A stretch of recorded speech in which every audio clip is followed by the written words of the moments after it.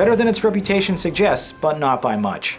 Released on May 22, 2008, a full 19 years after the previous installment, this sci-fi adventure film still took home an impressive $786 million, making a solid $600 million in profit. The 119-minute story, directed once again by Steven Spielberg, sees adventurer and tenured professor of archeology Indiana Jones entangled in a Soviet plot to uncover the secrets behind the titular artifacts. Keeping with tradition of the franchise, the PG-13 rated film is an homage to the B-movies of its depicted era. In this case, that genre is the campy science fiction serials of the 1950s. At 65 years old, Harrison Ford remains as spry and charming as ever, and thanks to a script that's acutely aware of his slightly limited abilities, his age honestly doesn't weaken the production in the slightest. If anything, his added crankiness and experience makes him a more interesting hero. He's older and wiser than his portrayal of the character in the 1980s. In short, playing up his old age was a great decision that resulted in plenty of amusing jokes. And as the character himself once eloquently defended, it's not the years, it's the mileage. Shia LaBeouf is the young, courageous, and vain sidekick who actually does a great job in the unfortunately thankless role. Sarcastically remarking on Jones's day job, he quips, "Oh, you're a teacher. Well, that's gonna be a big help." Their unwilling mentor-student relationship is a fitting role reversal from the father-son dynamic of Part 3. Karen Allen returns as Indy's old flame, and while she's perfectly warm and enjoyable in the familiar role, it feels more like fan service than organic storytelling. The usually talented Cate Blanchett turns in a somewhat stilted performance, who sounds like Barbara Walters faking a bad Russian accent.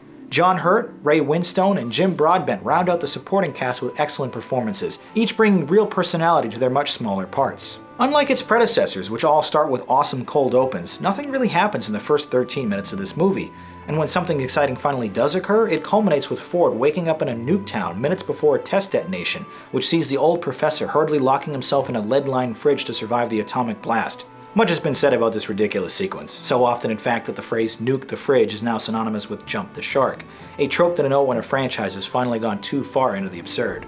However unbelievable this scene is though, and boy is it ever, I will say it's still pretty fun.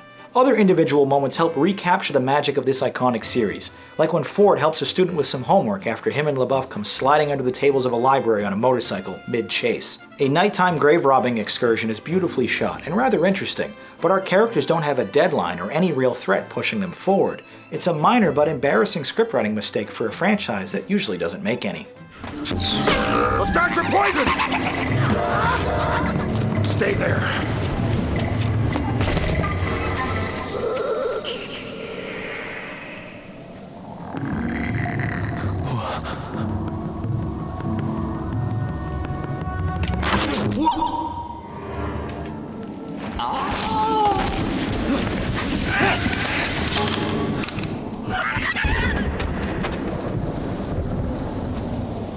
You're a teacher? Part-time. Later, there's an unbelievable sword fight atop two speeding jeeps through the jungle, and after that, Shia is swinging through the treetops alongside a horde of wild monkeys to catch back up with his group. The absurdity of this scene notwithstanding, the visual effects from Industrial Light and Magic are hardly up to their usual standards. There's a few nice references to earlier films along the way, especially the inaugural installment, but all the pandering to yesteryear won't mask the missteps of today. And sadly, there are a few big ones here, namely the central MacGuffin of the story, the Crystal Skulls. Spoiler talk ahead.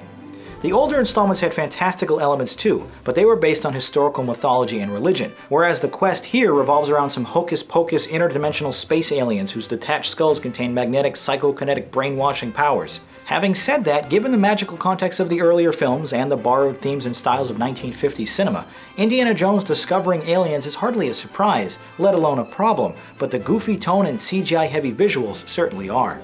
Dueling leitmotifs and competing octaves is a neat twist on recycled themes, but ultimately there are no standout tracks on John Williams' new soundtrack.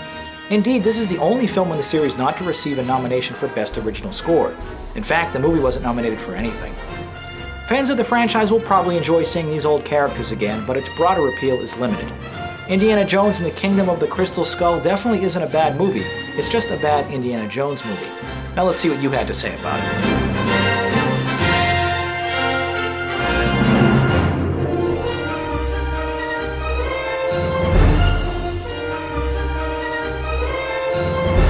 While some were willing to defend this picture, most didn't, and your scores averaged to an alright. Despite its flaws, I had a good time with this movie, so I'm scoring it accordingly.